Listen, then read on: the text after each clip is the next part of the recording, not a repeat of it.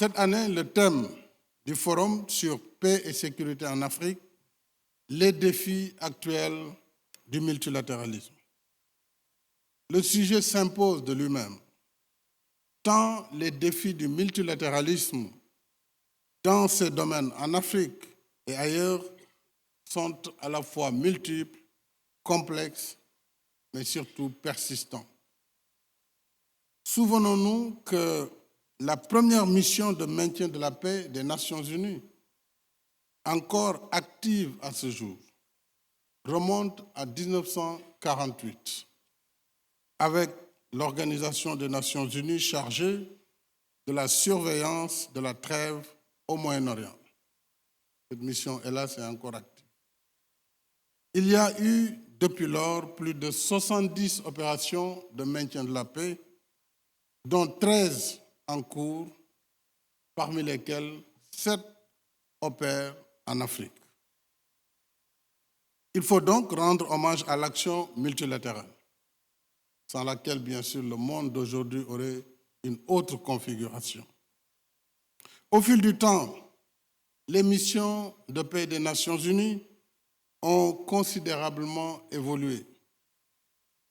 Elles ont acquis une vocation multidimensionnelle, contribuant à faciliter des processus électoraux, à reconstruire des systèmes judiciaires, aider au désarmement, à la démobilisation et à la réinsertion d'ex-soldats, protéger des civils et prendre en charge les besoins spécifiques des femmes, des enfants et des personnes âgées.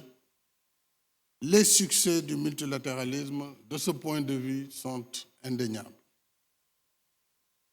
Mais ces défis le sont tout autant. La situation au Sahel en est un exemple emblématique. Et vous l'avez rappelé, Monsieur le Premier ministre, Monsieur le Président. Il y a plus de 6 ans, la mission multidimensionnelle intégrée des Nations Unies au Mali, la MINUSMA, créée par le Conseil de sécurité avec comme mission l'appui aux efforts de stabilisation du pays, la protection des civils et le rétablissement de l'autorité de l'État sur l'ensemble, et je pèse mes mots, sur l'ensemble du territoire malien. Telle était la lettre de mission de la MINUSMA.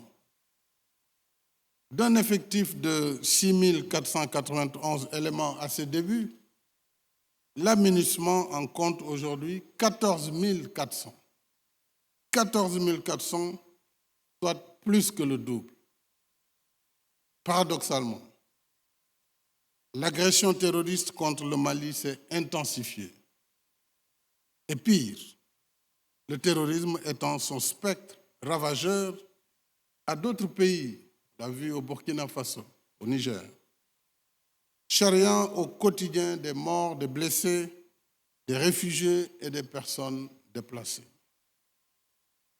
Les attaques sont devenues fréquentes, plus meurtrières et plus audacieuses, puisque de plus en plus, les terroristes s'en prennent aux forces de défense et de sécurité elles-mêmes, jusque dans leur casernes.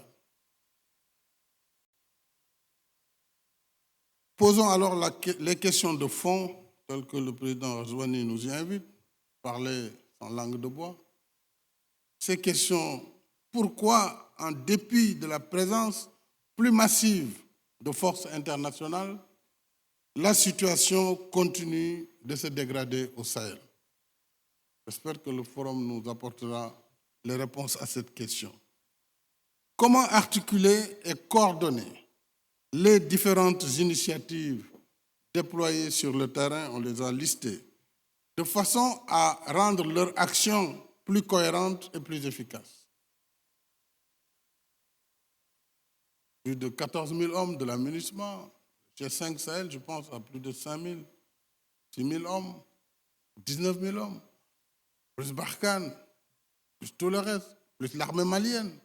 Ce n'est pas moins de 30 000 hommes qui sont sur un théâtre, qui est pris en otage par une bande d'individus. Il y a un problème. Pourquoi nous ne sommes pas capables de régler cette affaire? Il y a un problème. Alors, où se situe le problème? C'est ça que nous devons trouver. Articuler les actions, mettre en cohérence tout cela. S'il le faut, on met le tout dans un commandement unique. C'est là où l'ONU doit pouvoir évoluer dans les concepts. Autrement, comme je l'ai déjà dit, je ne veux pas y revenir, il ne s'agit pas de faire le procès de l'ONU. L'ONU, c'est nous-mêmes. Il faut qu'elle accepte de se réformer, de réformer ses procédures. Mais cela n'est pas le fait, je le sais, du secrétariat général, c'est d'abord le fait des États eux-mêmes, et en particulier des membres permanents du Conseil de sécurité.